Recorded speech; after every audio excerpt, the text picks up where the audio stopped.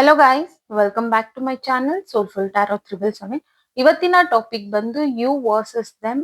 ನಿಮ್ಮ ಫೀಲಿಂಗ್ಸ್ ಏನಿದೆ ನಿಮ್ಮ ವ್ಯಕ್ತಿ ಮೇಲೆ ಅಂಡ್ ಅವರ ಫೀಲಿಂಗ್ಸ್ ಏನಿದೆ ನಿಮ್ಮ ಮೇಲೆ ಅಂತ ಚೆಕ್ ಮಾಡೋಣ. ವಿಡಿಯೋ ಸ್ಟಾರ್ಟ್ ಮಾಡೋಕ್ಕೂ ಮುಂಚೆ ಇನ್ನೂ ಯಾರೆಲ್ಲ ನನ್ನ ಚಾನಲ್ನ ಸಬ್ಸ್ಕ್ರೈಬ್ ಮಾಡ್ಕೊಳ್ದೆ ನೋಡ್ತಾ ಇದ್ದೀರಾ, ದಯವಿಟ್ಟು ಸಬ್ಸ್ಕ್ರೈಬ್ ಮಾಡ್ಕೊಂಡು ನೋಡಿ. ಹಾಗೆ ಲೈಕ್ ಮಾಡಿ, ಶೇರ್ ಮಾಡಿ, ಕಮೆಂಟ್ ಮಾಡಿ. ಕನ್ಫ್ಯೂಷನ್ಸ್ ಇದೆ, ಕ್ಲಾರಿಟಿ ಬೇಕು, ಪರ್ಸನಲ್ ರೀಡಿಂಗ್ಸ್ ಬೇಕು ಅಂತಂದ್ರೆ ಡಿಸ್ಕ್ರಿಪ್ಷನ್ ಬಾಕ್ಸ್ ಅಲ್ಲಿ ಹಾಗೂ ವಿಡಿಯೋ ಟೈಟಲ್ ಅಲ್ಲಿ ನಂಬರ್ನ ಮೆನ್ಷನ್ ಮಾಡಿರ್ತೀನಿ. ಆ ನಂಬರ್ಗೆ ನೀವು ವಾಟ್ಸ್ಆಪ್ ಅಥವಾ ಕಾಲ್ ಮಾಡಿ ರೀಡಿಂಗ್ಸ್ ನ ಬುಕ್ ಮಾಡ್ಕೊಳ್ಬಹುದು. ಅಲ್ಲಿ ನೀವು ಕ್ಲಾರಿಟಿನ ಪಡ್ಕೊಳ್ಬಹುದು. ಅಂಡ್ ಇದು ಜನರಲ್ ರೀಡಿಂಗ್ ಆಗಿರುತ್ತೆ. ರೆಸೊನೇಟ್ ಆದ್ರೆ ಮಾತ್ರ ತಗೊಳ್ಳಿ, ಇಲ್ಲಾಂದ್ರೆ ಬಿಟ್ಬಿಡಿ. ಫೋರ್ಸ್ಫುಲಿ ನಿಮ್ಮನ್ನ ನೀವು ಈ ರೀಡಿಂಗ್ ಗೆ ಫಿಟ್ ಮಾಡ್ಕೊಂಡು ನೋಡ್ಬಿಡಿ. ಓಕೆನಾ, ಸ್ಟಾರ್ಟ್ ಮಾಡೋಣ. ಯೂನಿವರ್ಸ್ ನನ್ಗೆ ಇಲ್ಲಿ ಕ್ಲಾರಿಟಿ ಕೊಡಿ.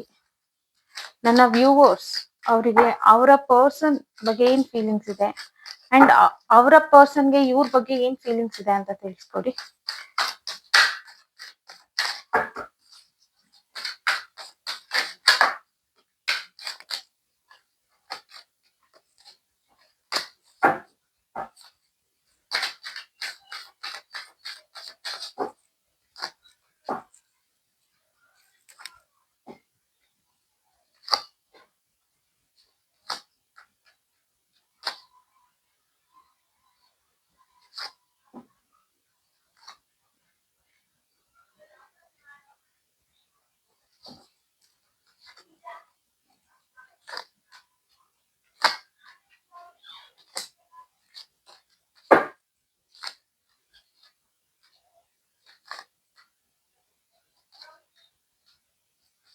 ಓಕೆ,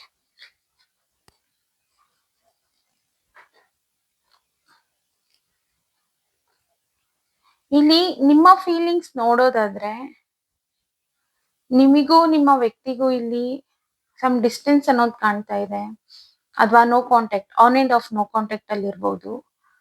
ಸೊ ನಿಮ್ ಫೀಲಿಂಗ್ಸ್ ಬಂದು ಇಲ್ಲಿ ಸ್ವಲ್ಪ ಇನ್ಸೆಕ್ಯೂರ್ ಫೀಲ್ ಇದೆ. ಎಲ್ಲಿ ಈ ರಿಲೇಶನ್ಶಿಪ್ ಅಥವಾ ನೀವು ಹಸ್ಬೆಂಡ್ ಅಂಡ್ ವೈಫ್ ಅಥವಾ ಒಂದು ಫ್ರೆಂಡ್ಶಿಪ್ಗೂ ಇದು ಅನ್ವಯಿಸುತ್ತೆ. ನಿಮ್ಮಿಬ್ಬರ ಮಧ್ಯದಲ್ಲಿ ಈ ಬ್ರೇಕ್ ಬಂದಿರೋದ್ರಿಂದ ನಿಮ್ಮ ಫೀಲಿಂಗ್ಸ್ ಬಂದು ಈ ವ್ಯಕ್ತಿ ಎಲ್ಲಿ ಎಂಡ್ ಮಾಡ್ತಾ ಇದ್ದಾರೆ ಈ ರಿಲೇಶನ್ಶಿಪ್ ನ ಅನ್ನೋದು. ಬಿಕಾಸ್ ಇತ್ತೀಚೆಗೆ ನಿಮ್ಮ ವ್ಯಕ್ತಿ ಇಲ್ಲಿ ಬೌಂಡ್ರೀಸ್ ನ ಇಟ್ಕೊಂಡು ಬದುಕ್ತಾ ಇದ್ದಾರೆ, ಏನು ಓಪನ್ ಅಪ್ ಆಗ್ತಾ ಇಲ್ಲ. ಮುಂಚೆ ಇರೋ ರೀತಿಲಿ ಈ ವ್ಯಕ್ತಿ ಇಲ್ಲ ನಿಮ್ ಜೊತೆನಲ್ಲಿ. ಸೊ ಇದನ್ನ ನಿಮಗೆ ತಗೊಳೋದಕ್ ಆಗ್ತಾ ಇಲ್ಲ. ಒಂದು ಚೇಂಜಸ್ ಅನ್ನೋದು ನಿಮ್ಮನ್ನ ಹರ್ಟ್ ಮಾಡ್ತಾ ಇದೆ. ಹಾಗಾಗಿ ನಿಮಗೆ ಏನ್ ಅನ್ಸ್ತಿದೆ, ಈ ರಿಲೇಶನ್ಶಿಪ್ ಏನಾದ್ರೂ ಎಂಡ್ ಆಗುತ್ತಾ ಅಥವಾ ಆಗ್ಬಿಟ್ಟಿದ್ಯಾ ಅನ್ನೋ ಒಂದು ಕೋಪ, ಭಯ, ಈ ತರ ಒಂದು ಫೀಲ್ ಅಲ್ಲಿ ನೀವಿದ್ದೀರಾ. Heart break feel. ಸೊ ನೀವ್ ವೇಟ್ ಮಾಡ್ತಾ ಇದ್ದೀರಾ. ಎಲ್ಲೋ ಒಂದು ಕಾರ್ನರ್ ಅಲ್ಲಿ ನಿಮ್ಗೆ ಅನ್ನಿಸ್ತಿದೆ ಈ ವ್ಯಕ್ತಿ ಬರ್ತಾರೆ ಮತ್ತೆ, ಅಥವಾ ಮುಂಚೆ ನಮ್ಮ ರಿಲೇಶನ್ಶಿಪ್ ಅಥವಾ ಈ ಲವ್ ಅನ್ನೋದು ಹೇಗಿತ್ತು ಆ ರೀತಿ ಆಗುತ್ತೆ ಅನ್ನೋ ಒಂದು ಸ್ಟ್ರಾಂಗ್ ಫೀಲಿಂಗ್ಸ್ ಅನ್ನೋದು ಇದೆ. ಇನ್ ಬಿಟ್ವೀನ್ ಇದು ನಿಮ್ಗೆ ಒಂದು ಕನ್ಫ್ಯೂಷನ್ ಸಹ ಮಾಡ್ತಾ ಇದೆ. ಇಲ್ಲಿ ಇದನ್ನ ನೀವು ಪ್ರಾಕ್ಟಿಕಲ್ ಆಗಿ ತಗೊಳೋದಕ್ ಆಗ್ತಾ ಇಲ್ಲ. ಒಂದು ಗ್ರೋತ್, ಈಗ ಅವ್ರ ಎಫರ್ಟ್ಸ್ ಹಾಕ್ತಾ ಇಲ್ಲ, ನೀವು ಒಬ್ರೆ ಎಫರ್ಟ್ಸ್ ಹಾಕೋದಕ್ಕೂ ಆಗ್ತಾ ಇಲ್ಲ.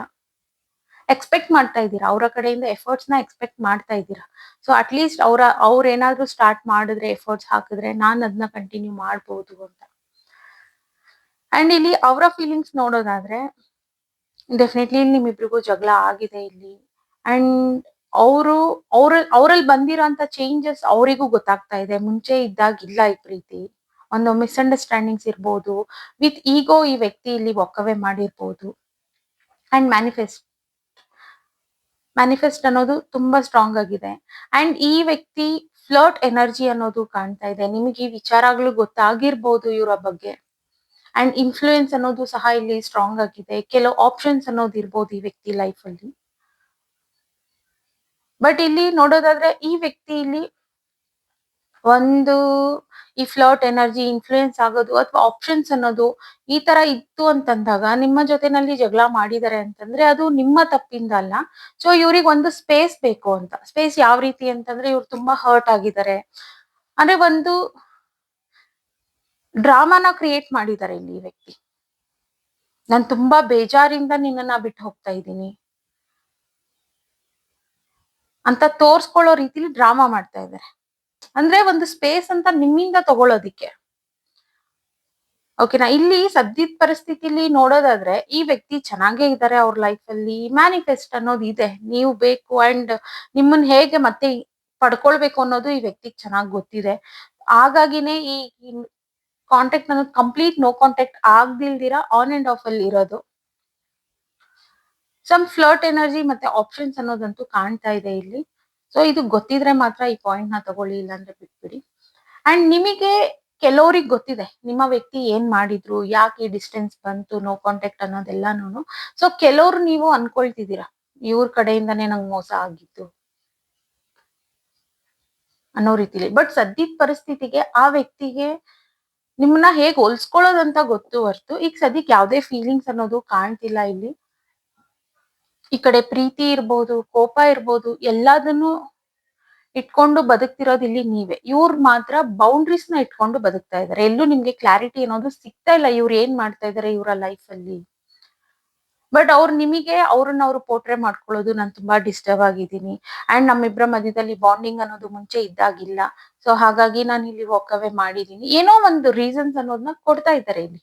ಬಟ್ ಅವರ ಲೈಫ್ ಅಲ್ಲಿ ಆ ವ್ಯಕ್ತಿ ಚೆನ್ನಾಗಿದ್ದಾರೆ ಇಲ್ಲಿ. ಓಕೆನಾ? ಕ್ಲಾರಿಫೈ ಮಾಡಿ ಯೂನಿವರ್ಸ್, ಪ್ಲೀಸ್ ಕ್ಲಾರಿಫೈ ಮಾಡಿ.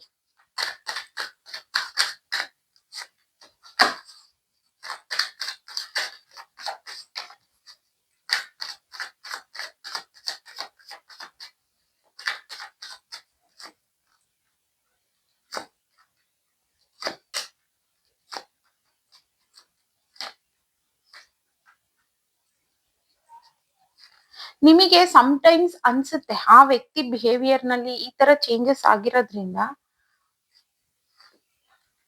ನಿಮಗನ್ಸುತ್ತೆ ನನ್ನಿಂದ ಏನೋ ಮೋಸ ಆಗಿದ್ಯಾ ಅಥವಾ ನನ್ನಿಂದ ಏನಾದ್ರೂ ರಾಂಗ್ ಆಗಿದ್ಯಾ, ಅದಕ್ಕೆ ಈ ವ್ಯಕ್ತಿ ಈ ತರ ಬಿಹೇವ್ ಮಾಡ್ತಾ ಇದಾರ ಅಂತೆಲ್ಲ ಕೆಲವು ತಪ್ಪುಗಳನ್ನ ನೀವು ನಿಮ್ಮೇಲೆ ಹಾಕೊಳ್ತಿದ್ದೀರಾ.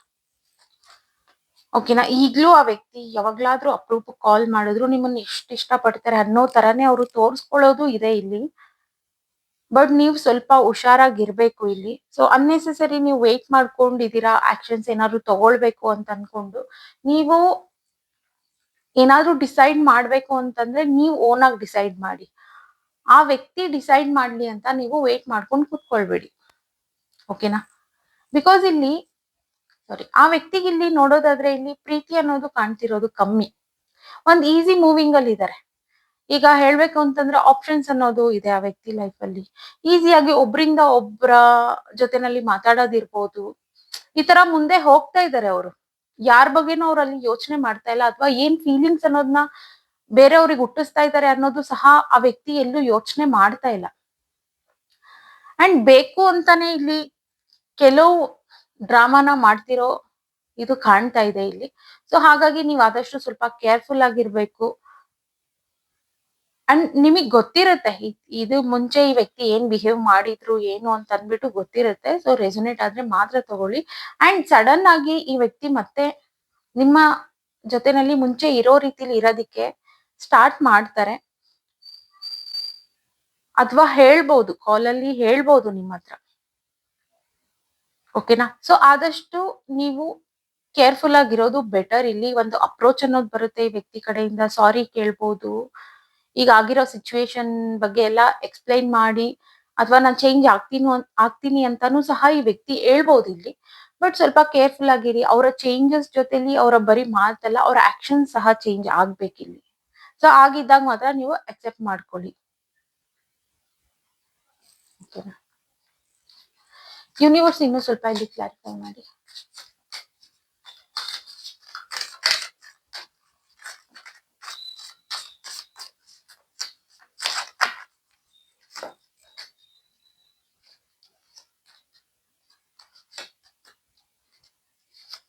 ನಿಮ್ಮ ಮಿಸ್ಟೇಕ್ ಇಲ್ಲಿ ಏನು ಅಂತಂದ್ರೆ, ಈ ಏನ್ ಡಿಸೈಡ್ ಮಾಡ್ಬೇಕು ಅದನ್ನ ನೀವು ಅವ್ರ ಮೇಲೆ ಬಿಟ್ಟು ಕೂತಿದ್ದೀರಾ, ಅವ್ರ ಮೇಲೆ ಡಿಪೆಂಡ್ ಆಗಿದ್ದೀರಾ. ಅವ್ರು ಡಿಸೈಡ್ ಮಾಡ್ಕೊಂಡ್ ಬರ್ಲಿ, ಅವ್ರಿಗೆ ಬೇಕು ಅಂತಂದ್ರೆ ಬರ್ಲಿ. ಇಲ್ಲಿ ಆಕ್ಚುಲ್ ಆಗಿ ನೀವ್ ಥಿಂಕ್ ಮಾಡ್ಬೇಕಾಗಿರೋದು ಏನು ಅಂತಂದ್ರೆ, ನಿಮಗ್ ಬೇಕಿದ್ಯಾ ಬೇಡ್ವಾ ಈ ವ್ಯಕ್ತಿ ಅನ್ನೋದನ್ನ ನೀವ್ ಥಿಂಕ್ ಮಾಡ್ಬೇಕು. ಈ ಎರಡರ ಮಧ್ಯದಲ್ಲಿ ನೀವು ತುಂಬಾ ಕನ್ಫ್ಯೂಸ್ ಆಗಿದ್ದೀರಾ, ಏನ್ ಮಾಡ್ಬೇಕು ಅನ್ನೋದು ನಿಮ್ಗೆ ಗೊತ್ತಾಗ್ತಾ ಇಲ್ಲ. ಓಕೆನಾ? ಸೊ ಈ ನಿಯರ್ ಬೈ ಫ್ಯೂಚರ್ ನಲ್ಲಿ ಇಲ್ಲ 1 ವೀಕ್ ಇಲ್ಲ 1 ಮಂತ್ ಒಳಗಡೆ ನಿಮ್ಮಿಬ್ಬರ ಮಧ್ಯದಲ್ಲಿ ಮತ್ತೆ ರೀಕನ್ಸಿಲೇಷನ್ ಅನ್ನೋದು ಡೆಫಿನೆಟ್ಲಿ ಬರ್ತಾ ಇದೆ. ಅಂಡ್ ರೀಕನ್ಸಿಲೇಷನ್ ಆದ್ಮೇಲೆ ಮತ್ತೆ ಒಂದ್ 4 ಡೇಸ್ ಅಥವಾ 4 ವೀಕ್ಸ್ ಒಳಗಡೆ ಮತ್ತೆ ಅವ್ರು ವಾಕ್ ಅವೇ ಮಾಡೋ ಚಾನ್ಸಸ್ ತುಂಬಾನೇ ಇದೆ. ಓಕೆನಾ. ಈಗ ಹೇಳ್ಬೇಕಂತಂದ್ರೆ ಅಲ್ಪ ಸ್ವಲ್ಪ ನೀವು ಹೀಲ್ ಆಗಿರ್ತೀರ. ಮತ್ತೆ ಅವ್ರು ಬರ್ತಾರೆ, ಮತ್ತೆ ನಿಮ್ಮನ್ನ ಫಸ್ಟ್ ಸ್ಟೇಜ್ಗೆ ತಗೊಂಡ್ ಬರ್ತಾರೆ, ಮತ್ತೆ ನೀವು ಫಸ್ಟ್ ಇಂದಾನೇ ಹೀಲ್ ಆಗ್ಬೇಕಾಗ್ತದೆ. ಸೊ ಆದಷ್ಟು ಏನ್ ಮಾಡಿ ಈ ತರ ಇರೋ ಸಿಚುವೇಶನ್ ಅಲ್ಲಿ ಅಂತಂದ್ರೆ ಕಂಪ್ಲೀಟ್ ಸೈಲೆಂಟ್ ಆಗ್ಬಿಡಿ. ನಿಮ್ಮ ಕೆಲ್ಸಗಳೇನಿದೆ, ಇನ್‌ಕಂಪ್ಲೀಟ್ ವರ್ಕ್ಸ್ ಏನಿದೆ ಅದನ್ನೆಲ್ಲ ಕಂಪ್ಲೀಟ್ ಮಾಡ್ಕೊಳ್ಳೋದಕ್ಕೆ ಸ್ಟಾರ್ಟ್ ಮಾಡಿ. ಅನ್ನೆಸೆಸರಿ ನೀವು ವೇಟ್ ಮಾಡೋದಕ್ಕೆ ಹೋಗ್ಬೇಡಿ. ಬಿಕಾಸ್ ಒಂದ್ ಡಿಸ್ಟೆನ್ಸ್ ಬಂದು ಒಂದು ವ್ಯಕ್ತಿ ಮತ್ತೆ ಅಪ್ರೋಚ್ ಆದಾಗ ಆ ಫೀಲಿಂಗ್ಸ್ ತುಂಬಾನೇ ಚೆನ್ನಾಗಿರುತ್ತೆ. ಅಂಟಿಲ್ ಒಂದ್ 3 to 4 ಡೇಸ್ ವರೆಗೂ ಚೆನ್ನಾಗೇ ಇರುತ್ತೆ ಅದು. ಮತ್ತೆ ಅದೇ ಪ್ಯಾಟರ್ನ್ ರಿಪೀಟ್ ಆದಾಗ ಮತ್ತೆ ನಿಮಿಗ್ ನೀವೇ ಮೆಂಟಲಿ ಹಾರ್ಮ್ ಮಾಡ್ಕೊಳ್ತೀರಾ. ಅವ್ರು ಬರ್ತಾರೆ ಹೋಗ್ತಾರೆ. ಬಿಕಾಸ್ ಇಲ್ಲಿ ಇನ್ಫ್ಲೂಯೆನ್ಸ್ ಅನ್ನೋದು ತುಂಬಾನೇ ಸ್ಟ್ರಾಂಗ್ ಆಗಿದೆ. ಅಥವಾ ಒಂದು ನಿಮ್ಮ ಮ್ಯೂಚುವಲ್ ಫ್ರೆಂಡ್ಸ್ ಇಂದ ಇರ್ಬೋದು, ಅವ್ರು ಕೆಲಸ ಮಾಡ್ತಿರೋ ಹತ್ರ ಕಲೀಗ್ಸ್ ಇರ್ಬೋದು, ಅಥವಾ ಅವರ ಪೇರೆಂಟ್ಸ್ ಇರ್ಬೋದು. ಈ ತರ ಯಾವ್ದೋ ಒಂದು ಎನರ್ಜಿ ಅನ್ನೋದು ಅವ್ರನ್ನ ತುಂಬಾನೇ ಇನ್ಫ್ಲೂಯೆನ್ಸ್ ಮಾಡ್ತಿದೆ. ಇವರು ಇನ್ಫ್ಲೂಯೆನ್ಸ್ ಆಗ್ತಿದ್ದಾರೆ. ಸೊ ಹಾಗಾಗಿ ನೀವೇನ್ ಡಿಸೈಡ್ ಮಾಡ್ತೀರಾ ಅಂತಂದ್ರೆ ಆ ವ್ಯಕ್ತಿಗ್ ನಾನ್ ಬೇಕು ಅಂತಂದ್ರೆ ಬರ್ಲಿ, ಬೇಡ ಅಂತಂದ್ರೆ ಬಿಟ್ಬಿಡ್ಲಿ ಅನ್ನೋ ತರ ನೀವು ಆಪ್ಷನ್ ಕೊಡೋ ಬದಲು ಇಲ್ಲಿ ನಿಮಗ್ ಬೇಕಾ ಬೇಡವಾ ಅಂತ ನೀವ್ ಕೂತು ಡಿಸೈಡ್ ಮಾಡಿ ಇಲ್ಲಿ. ಆಗ ನೀವು ರೈಟ್ ಪಾತಿಗೆ ಹೋಗ್ತೀರಾ. ಅನ್ನೆಸೆಸರಿ ನೀವು ಇಲ್ಲಿ ಥಿಂಕ್ ಮಾಡ್ಕೊಂಡು ನೈಟ್ ಎಲ್ಲ ಎದ್ದು ಅಳೋದು ಈ ತರ ನಿಮ್ ವಿಚಾರದಲ್ಲಿ ಈ ತರ ಡಿಸ್ಟರ್ಬೆನ್ಸ್ ಕಾಣ್ತಾ ಇದೆ ಇಲ್ಲಿ. ಟೈಮ್ ಅನ್ನೋದನ್ನ ಇದ್ರ ಮೇಲೆ ಇನ್ವೆಸ್ಟ್ ಮಾಡೋದಕ್ಕೆ ಹೋಗ್ಬೇಡಿ ಇಲ್ಲಿ. ಓಕೆನಾ. Guidance universe over all reading ಮೇಲೆ ಗೈಡೆನ್ಸ್ ನ ಕೊಡಿ.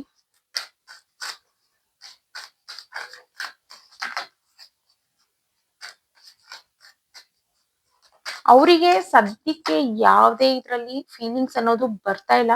ಸೊ ಇನ್ ನಿಯರ್ ಬೈ ಅಂತಂದ್ರೆ 1 ಮಂತ್ ಒಳಗಡೆ ಅಥವಾ 3 ವೀಕ್ಸ್ ಒಳಗಡೆ ಈ ವ್ಯಕ್ತಿ ಬಂದು ರಿಕನ್ಸಿಲೇಷನ್ ಮಾಡ್ಕೊಳ್ಬಹುದು. ಎಕ್ಸ್‌ಪ್ರೆಸ್ ಅನ್ನೋದನ್ನ ಮಾಡ್ತಾರೆ. ಬಟ್ ಕೇರ್‌ಫುಲ್ ಆಗಿರಿ, ಮತ್ತೆ ಅವ್ರು ವಾಕ್ ಅವೇ ಮಾಡೋ ಚಾನ್ಸಸ್ ತುಂಬಾನೇ ಇದೆ. ಈ ಪ್ಯಾಟರ್ನ್ ಅನ್ನೋದು ರಿಪೀಟ್ ಆಗುತ್ತೆ.